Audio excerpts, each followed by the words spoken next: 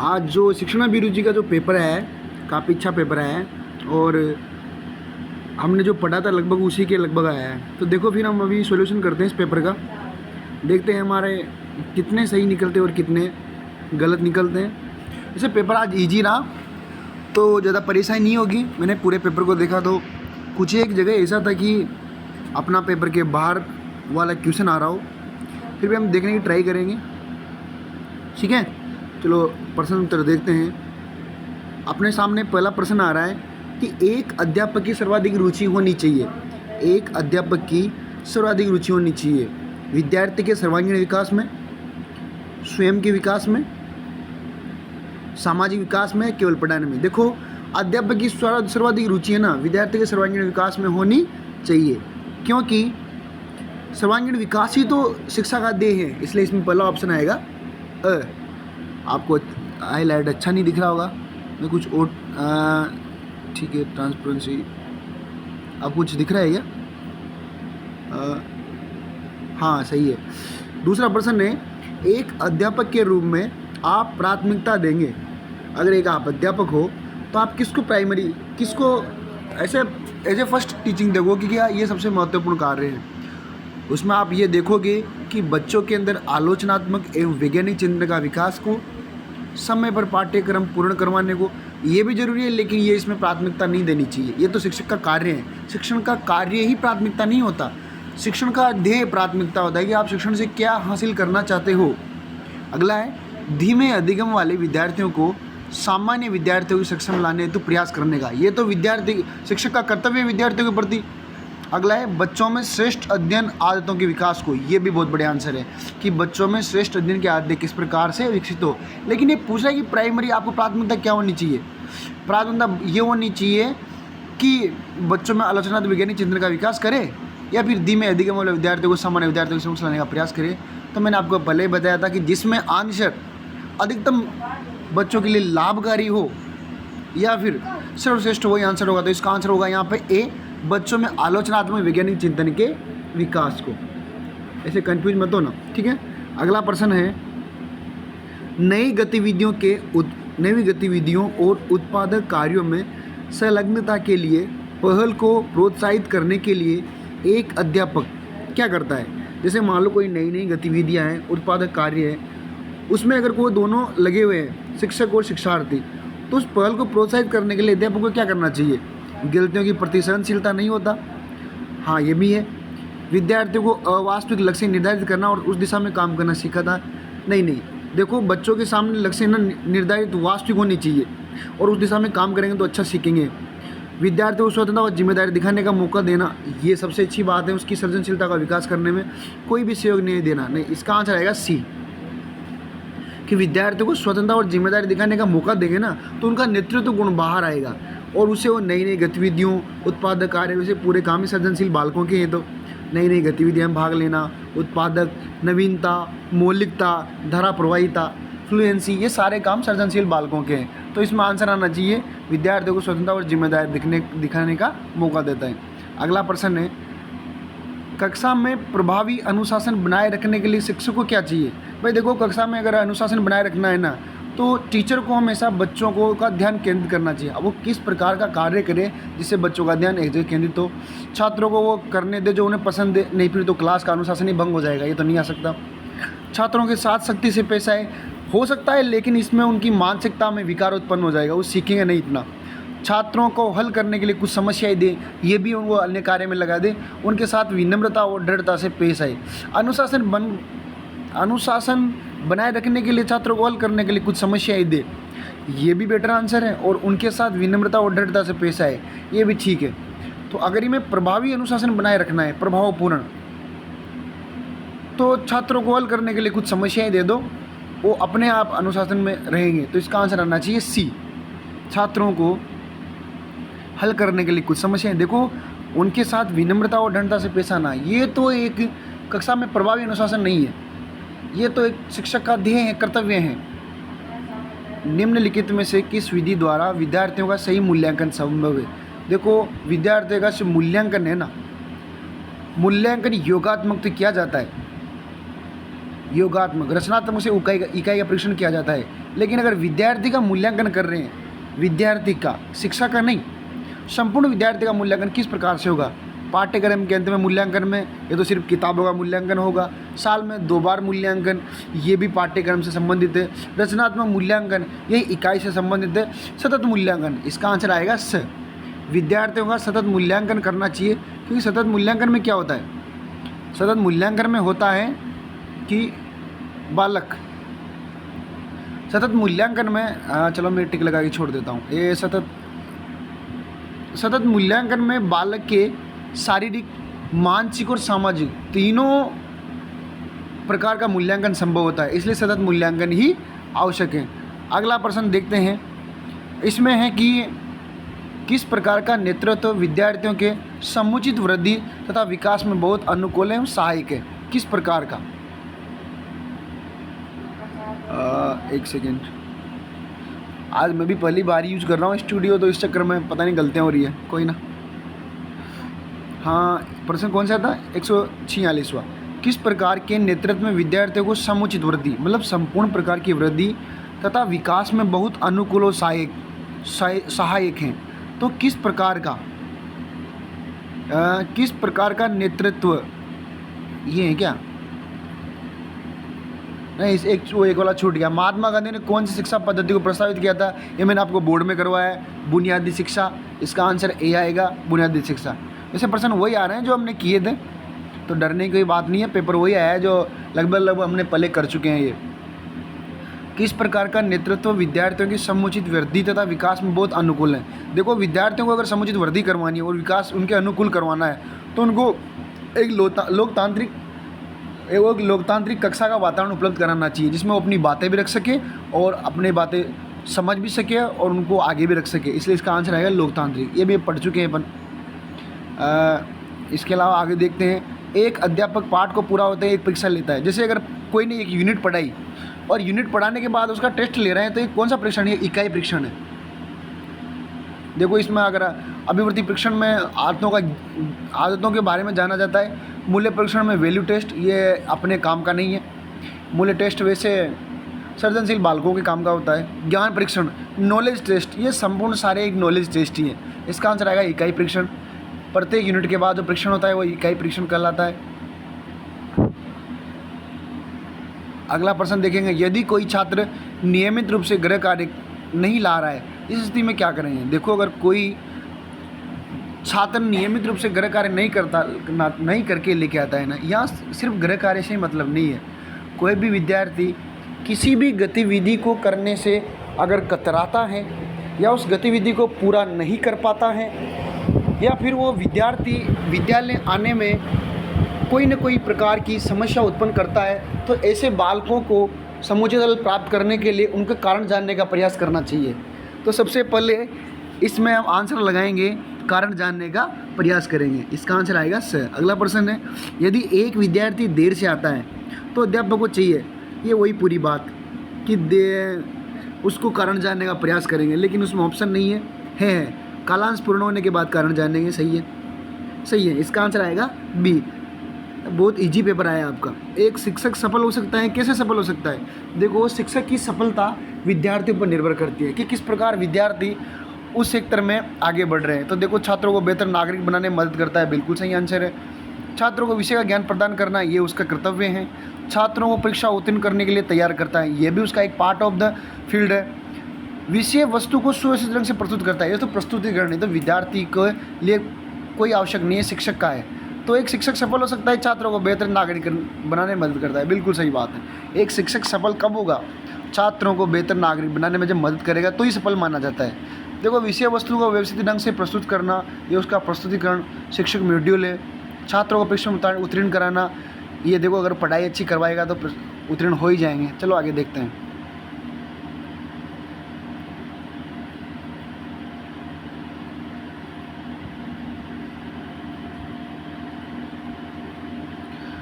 देखो, WHO द्वारा मूल जीवन कौशल में किसे शामिल नहीं किया गया है? WHO मैंने बताया था, ये 1995 की संस्था थी WHO। तो इसमें है कि किस प्रकार के मूल जीवन कौशल को शामिल नहीं किया गया है। इसमें गणितीय को शामिल किया गया है, सेल्फ अवेयरनेस को शामिल किया गया है, अंतर व्यक्तिक संबंधों को शामिल किया गया है। इसमें समस्या समाधान कौशल को शामिल नहीं किया गया है। इसका आंसर आएगा सी। ये आंसर आएगा इसका सी।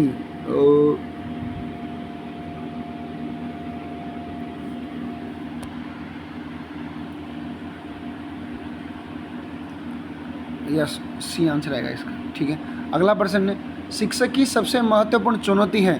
जूम करूँ क्या? Okay okay okay, let's try.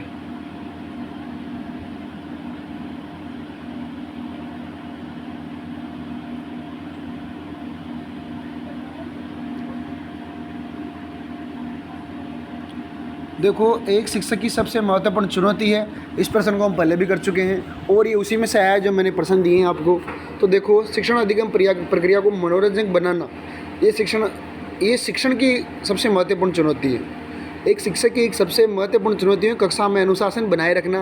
अगर कक्षा का अनुशासन बनाए रहता है तो जो विद्यार्थियों को वो देना चाहता है उसी प्रकार की शिक्षा को प्रदान कर सकता है। तो इसका आंसर आएगा कक्षा में अनुशासन बनाए रखना। अगला है, एक अध्यापक कक्षा के वातावरण को सुखद रखता है क्योंकि वो सुखद मनोस्थिति में हाँ सही है। विद्यार्थी प्रधानाचार्य को शिकायत न करे, नहीं ऐसा कोई बात नहीं है। समय आसानी से गुजर जाए, हो सकता है विद्यार्थी चुप रहे और अपना व्यक्तिगत कार्य कर सके, नहीं। सुखद मनोस्थिति, देखो कक्षा का वातावरण जितना सुखद होता है ना, उसी मनोवैज्ञानिक स्थिति में विद्यार्थी बेहतर सीखते हैं। इसलिए इसका आंसर आएगा सी। अगला प्रश्न है, विद्यार्थियों को अध्ययन के लिए प्रेरित करने हेतु कौन सा तरीका उचित होगा। देखो, विद्यार्थियों को अगर अध्ययन के लिए प्रेरित करना है ना, तो उनको उद्देश्यपूर्ण जानकारी या उद्देश्यपूर्ण तरीका बताना चाहिए। अब ऑप्शन देखते हैं। विद्यार्थियों को रटकर सीखने के लिए कहना, ये कोई उद्देश्यपूर्ण तरीका नहीं है। ये है तो ज्ञान का ही पाठ, जैसे प्रस्तुतिकरण में आता है अपने रटकर सीखना, अर्थपूर्ण अधिगम से सीखना, अधिगम के प्रकार है। नोट्स देना, ये फीडबैक के उपरांत का होता है। महत्वपूर्ण प्रश्न बताना, ये भी महत्वपूर्ण पार्ट है, लेकिन विद्यार्थियों को फीडबैक देना सबसे इम्पोर्टेंट है। तो इसमें आंसर आएगा डी। निम्नलिखित में से कौन सा सतत एवं व्यापक मूल्यांकन प्रणाली के मूल्यांकन में सम्मिलित नहीं है। मतलब कौन सा पार्ट है जो continuous and comprehensive evaluation system के मूल्यांकन का भाग नहीं है। हमने देखा था कि सतत व्यापक मूल्यांकन में एक तो होता है संज्ञानात्मक पक्ष, जिसको ज्ञानात्मक बोलते हैं, एक होता है भावात्मक पक्ष और एक होता है क्रियात्मक पक्ष। तो यहाँ मनोशारीरिक पक्ष ही क्रियात्मक पक्ष कहलाता है। तो संज्ञानात्मक, भावात्मक और क्रियात्मक जो कि मनोशारीरिक पक्ष हैं। साइकोफिजिक्स, इसका आएगा परिवार का कार्य सेक्टर, इसको शामिल नहीं किया गया सतत व्यापक मूल्यांकन में। ये आधारभूत, बच्चे का आधारभूत सेक्टर है, तो इसमें बच्चे को सतत व्यापक मूल्यांकन के बाहर ही रखा गया है इसको।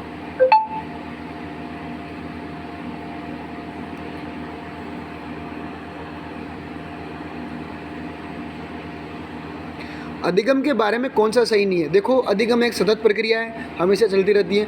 अधिगम एक उद्देश्यपूर्ण प्रक्रिया है, बिल्कुल किसी स्पष्ट उद्देश्य के दौरान ही अधिगम होता है। अधिगम परिवर्तन है, सही बात है।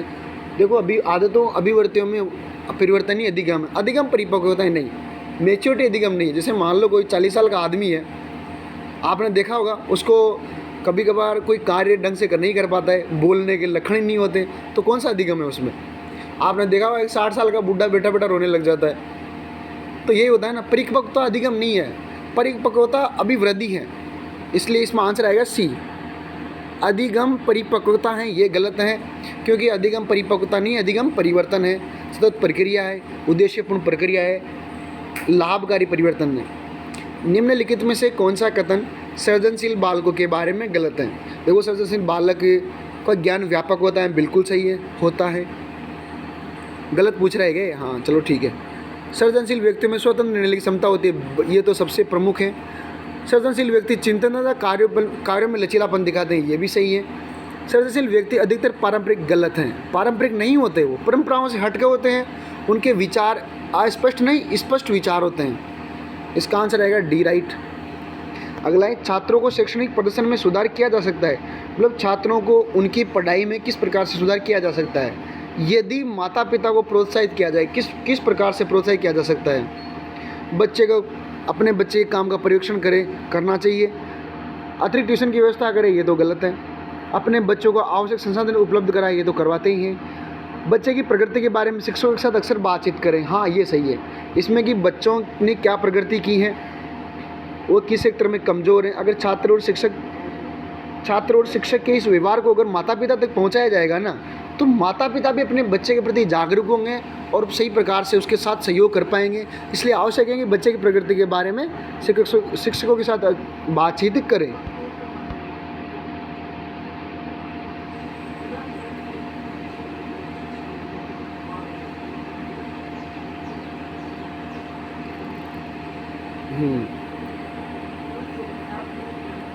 एक सेकेंड।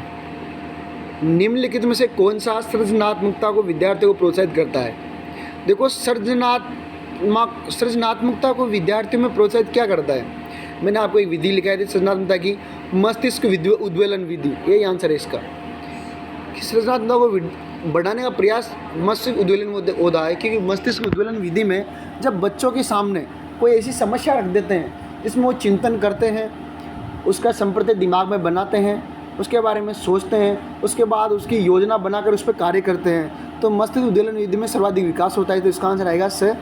ये आस भरने विधि दी है, इसलिए आंसर आएगा से। अनुशासन सृजनशीलता को रोकता है, आज्ञाकारिता भी रोकता है, व्याख्यान भी रोकता है, क्योंकि व्याख्यान में सृजनशीलता का विकास नहीं होता।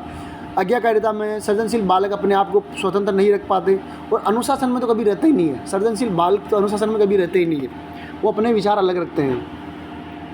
अगला प्रश्न है, निम्नलिखित में से कौन सी रणनीति सीखने के लिए अभिप्रेरणा की सहायता करती है? देखो, कौन सी रणनीति सीखने के लिए अभिप्रेरणा, मतलब उसके अंदर मोटिवेशन में हेल्प करेगी। देखो, पहला ऑप्शन देखते हैं, बहुत आसान कार्य देना। देखो, अभिप्रेरणा आसान कार्य से नहीं होती, ये भी आंसर गलत है। दूसरा, नकारात्मक फीडबैक, ये भी गलत है। प्रयत्नों की अपेक्षा बुद्धि को श्रेय देना, ये भी गलत है। इसमें आएगा स्पष्ट लक्ष्य और दिशा देना। डी ऑप्शन है इसमें। स्पष्ट लक्ष्य और दिशा दोगे तो ही उनकी अभिप्रेरणा में सहायता होगी। जूम करूँ क्या? Okay okay okay.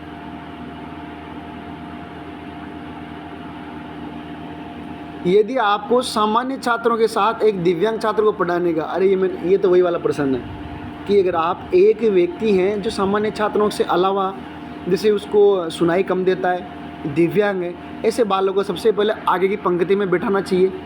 अगर मूक बधिर है तो होठों से समझेगा, दिव्यांग है तो उसको सारी सुविधा मिल जाएगी, आगे बिठाना चाहिए, ठीक है ना। इसका आंसर आएगा डी। शिक्षण विधि के चयन करने हेतु सबसे पहले उनके विद्यार्थियों के मानसिक स्तर का ध्यान रखना चाहिए। अपने भी पेपर में आया था, ये मैंने करवा चुका हूँ, ये गत साल पेपर में आया था।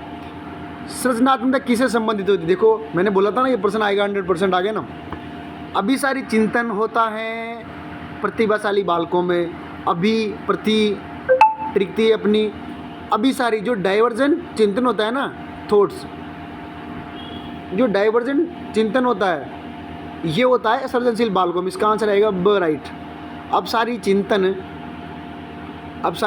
होता है सृजनशील बालकों में।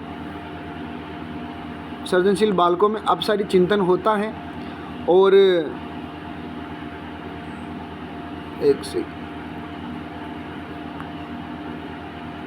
ऑप्शन नंबर बी, और प्रतिभाशाली बालकों में अभिसारी होता है। ओके, ओ ठीक है, चलो आगे देखते हैं। इसको राइट लगा देता हूँ मैं। अभिसारी, ठीक है। कक्षा का माहौल नहीं होना चाहिए।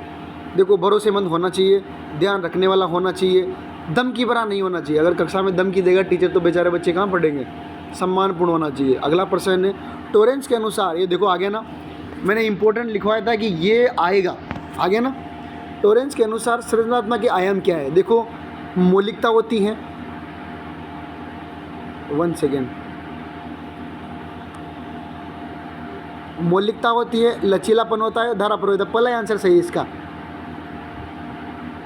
पहला ही आंसर सही है कि टोरेंस ने बोला था कि जो सृजनशील बालक होते हैं वो नवीन कार्य सोचते हैं, और अपने अगर कार्य में कुछ गलती हो जाए तो उसको लचीलापन रखते हैं, उसको सुधार कर लेते हैं, और फ्लुएंसी, उनके विचारों का धारा प्रभाव होता है। देखो, यहाँ पे एक बी आंसर लगा रखा है, ये दोनों तो ये गलत है कि नवीनता होती है, अभिप्रेरणा नहीं होती। अभिप्रेरणा का कोई संबंध नहीं है टोरेंस से, लचीलापन होता है। ओके, अगला प्रश्न है, अध्यापक की कार्यक्षमता को बढ़ाया जा सकता है उसके कार्यों की सराहना करके। परीक्षाफल के अनुसार पदोन्नति देना आंसर नहीं है, कठोर प्रशासन द्वारा भी आंसर नहीं है, अच्छा वेतन देकर भी नहीं है। इसका आंसर आएगा सी। परीक्षा अगर वो जो अध्यापक हैं उसके कार्यों की प्रशंसा करोगे तो उसको कार्य क्षमता अधिक बढ़ेगी और अधिक कार्य अधिक प्रकार से मेहनत करेगा वो। तो इसका आंसर आएगा स। पानी ला बेटा, पानी लगा ना। उसके कार्यों की सराहना करके। अगला है ग्रीष्म का अवकाश में अगर कोई व्यावसायिक संवर्धन कार्यक्रम आयोजित किया जाता है,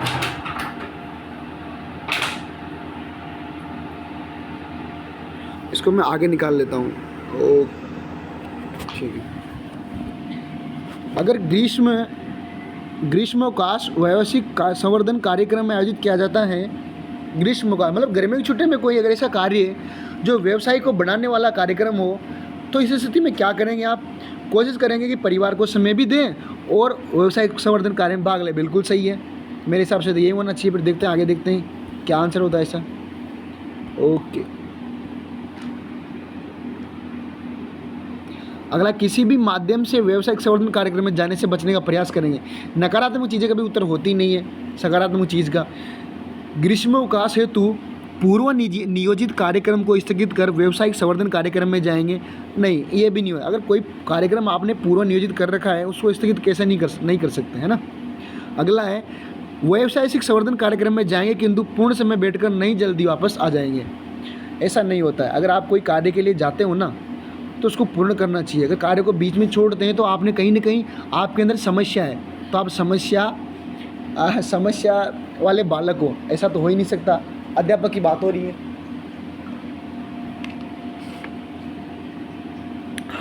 इसका आंसर पहला आएगा। मैं पानी पी लेता हूँ।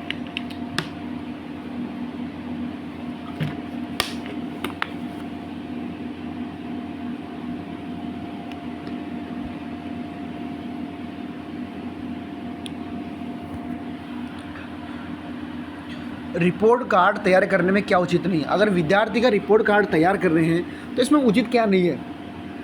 विद्यार्थी का रिपोर्ट कार्ड तैयार करने में सबसे पहले रिपोर्ट स्व व्याख्यात्मक होनी चाहिए। बिल्कुल सही बात है। अगर शिक्षक कोई भी बच्चे की रिपोर्ट तैयार करता है ना तो उसमें कुछ टिप्पणियाँ भी देता है। इन टिप्पणियों के माध्यम से पता लगता है कि विद्यार्थी कितना सफल है और किस प्रकार से उसको आगे शिक्षा प्रदान की जाएगी, उसका मोडियम क्या रहेगा, उसका लेवल क्या है। तो स्व व्याख्यात्मक भी होनी चाहिए। अगला है, रिपोर्ट में विद्यालय द्वारा तय किए गए सभी मानदंड होने चाहिए। सही बात है। बिना मानदंड अगर कोई रिपोर्ट तैयार करते हैं ना तो विद्यार्थी का पूर्ण मूल्यांकन नहीं होती है। अगला है, रिपोर्ट कार्ड में नकारात्मक टिप्पणियाँ होनी चाहिए, नहीं होनी चाहिए। टिप्पणियाँ हमेशा नकारात्मक हो लेकिन सकारात्मक रूप से दी जानी चाहिए। रिपोर्टिंग करते समय भाषा स्पष्ट होनी चाहिए, भी सही है। तो इसका आंसर आएगा सी। ये पूछ रहा है ना, नहीं है, तो इसका आंसर आएगा सी। इसमें आंसर आएगा सी, नहीं है। ओके, तू यहाँ आ जा भाई थोड़ा, ठीक है। अरे नहीं, सी आंसर आएगा इसमें। अगला, प्रशंसा का उपयोग करते समय एक अध्यापक कौन सी गलती कर सकता है? देखो, मैंने बताया था कि प्रशंसा अगर करते हैं व्यक्ति तो उसके कार्यों की प्रशंसा करनी चाहिए, उसकी नीतियों की प्रशंसा करनी चाहिए, व्यक्ति की प्रशंसा करनी चाहिए। लेकिन प्रशंसा इस प्रकार की नहीं होनी चाहिए कि उसकी असफलता को छुपाने के लिए हम उसके अवांछनीय कार्यों की प्रशंसा भी करें। तो इसका आंसर आएगा ब, राइट। असफलता को संतुलित करने के लिए विद्यार्थियों के अवांछनीय प्रशंसा करना। आप सीधे सीधे आंसर बताते हैं आपको, ठीक है। शिक्षण के लिए गतिशील दृष्टिकोण का क्या अर्थ है? छात्र को गतिविधियों के माध्यम से सीखने की आवश्यकता होनी चाहिए। शिक्षण का विषय स्तर होना चाहिए, गलत है। शिक्षक को ऊर्जावान गतिशील होना चाहिए, सही बात है। और शिक्षण सशक्त और प्रभावी होना चाहिए। इसका आंसर आएगा अ, राइट। शिक्षण को सशक्त और प्रभावी होना चाहिए। देखो, इसमें आंसर डी भी आ सकता है कि छात्रों को गतिविधियों के माध्यम से सीखने की आवश्यकता होनी चाहिए, लेकिन गतिविधियों के माध्यम से सीखना तो एक पार्ट है, गतिशील दृष्टिकोण नहीं होता है। गतिशील दृष्टिकोण का अर्थ यही है कि शिक्षण सशक्त और प्रभावी होना। भैया आ रहे हैं बाहर, ठीक है। आ रहा हूँ थोड़ी देर में, ठीक है ना, आ रहा हूँ। ओह, क्या तो आ जाओ।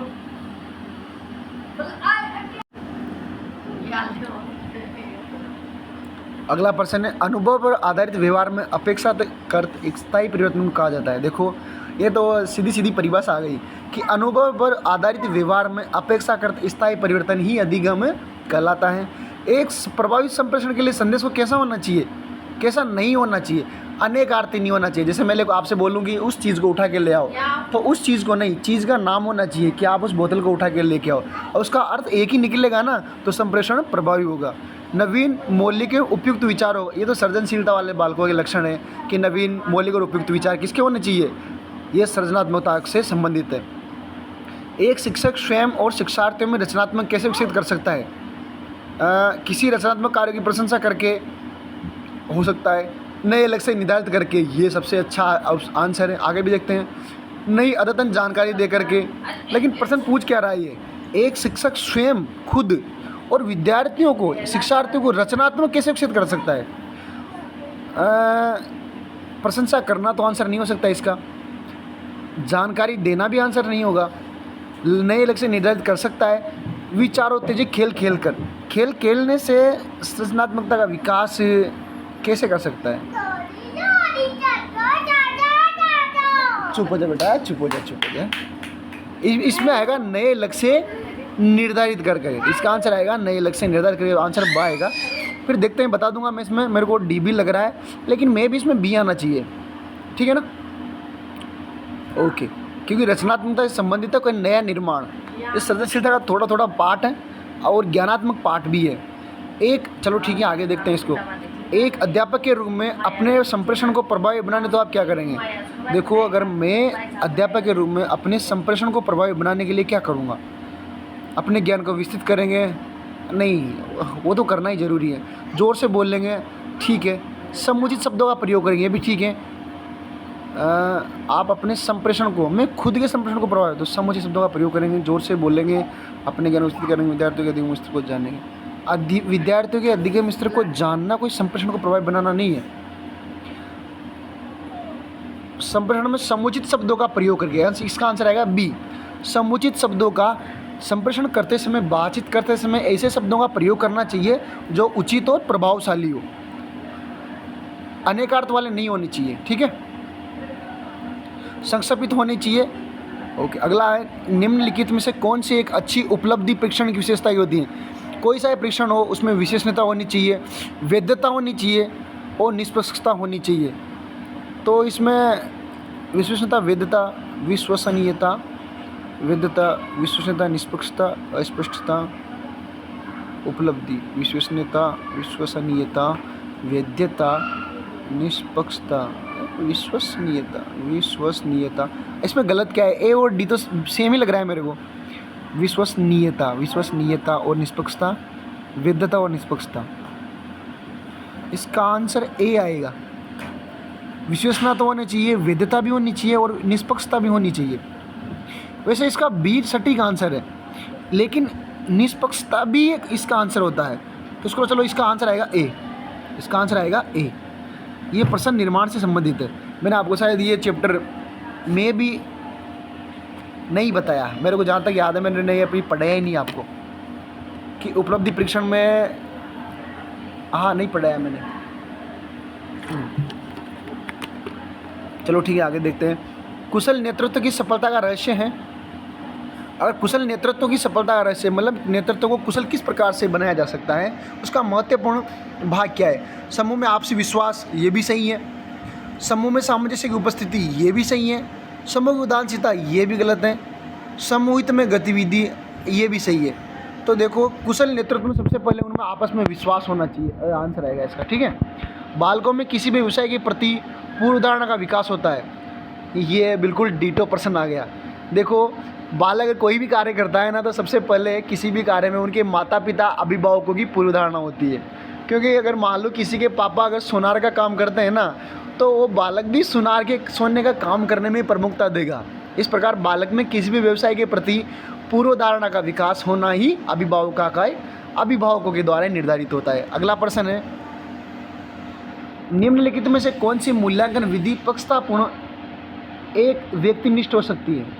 मतलब ऐसी प्रकार की मूल्यांकन विधि जो व्यक्तिनिष्ठ और पक्षतापूर्ण हो सकती है, जिसमें ये पता हो सकता है कि यार इसमें किसी को ज़्यादा नंबर दे दिए है और ये प्रश्न जिस आदमी को जा रहा है उसमें, देखो इकाई परीक्षण में भी नहीं होता है, अवलोकन में, ऑब्जर्वेशन में तो कभी नहीं हो सकता, उपलब्धि परीक्षण अचीवमेंट टेस्ट में भी नहीं होता। सूची, अगर कोई सूची तैयार, पूछ क्या रहा है, कौन सी मूल्यांकन विधि में पक्षतापूर्ण और व्यक्तिनिष्ठ हो सकती है। देखो, इकाई परीक्षण में मेथड के अनुसार जांच होती है, सूची में भी सूची के मानदंडों के आधार पर होती है, और उपलब्धि परीक्षण में समुचित जो अचीवमेंट होती है उसके आधार पर होती है। देखो, अवलोकन करना आंसर आएगा इसका, क्योंकि मैं अगर किसी को देखूंगा ना और कोई मेरे मिलने वाला है तो हो सकता है मैं उस मिलने वाले को अधिक नंबर दे दूं। अवलोकन में क्या है ना, आदमी स्वयं जाके देखता है प्रत्यक्ष, और प्रत्यक्ष देखने में व्यक्तिनिष्ठ हो सकती है और प्रभाव पक्षतापूर्ण भी हो सकता है। तो इसका आंसर आएगा ब, अवलोकन, ऑब्जर्वेशन होता है, हो सकता है ऐसा। अगला प्रश्न है, निम्नलिखित में से कौन सा संप्रेषण में बाधक है? देखो, सांस्कृतिक समानता कोई बाधक नहीं है, स्पष्टता कोई बाधक नहीं है, और सक्सपितता कोई बाधक नहीं है। क्या हो रहा है भाई? ओके ओके ओके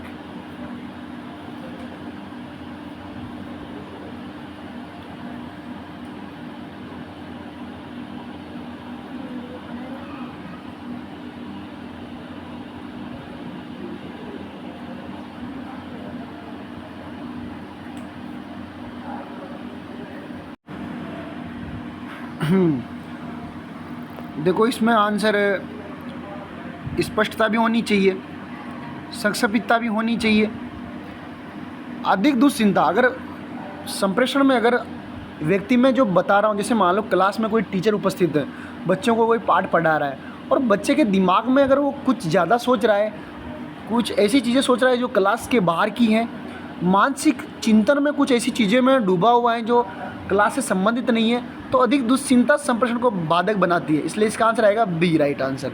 ठीक है, इसका आंसर आएगा बी। कौन सा आंसर आएगा इसका? बी।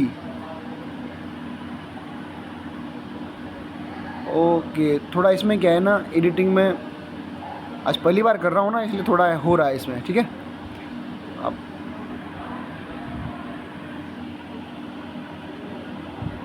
ओके ओके वापस आ गया। ठीक है, चलो। जब कुछ छात्र जानबूझकर शरारत करके कक्षा में अनुशासन को भंग करने का प्रयास कर रहे हैं तो आप शिक्षक के रूप में क्या भूमिका निभाएंगे? देखो, उनको खुद को जांचने का अवसर देंगे, उनके व्यवहार को सुधार करेंगे। सही आंसर है। छात्रों को कक्षा से निकाल देंगे? नहीं, गलत है। उन छात्रों को अन्य छात्रों से पृथक कर देंगे? ये भी गलत है। ठीक है, अपनी शक्तियों का, ये तो बिल्कुल गलत है। इसका आंसर आएगा डी। इसका आंसर आएगा डी।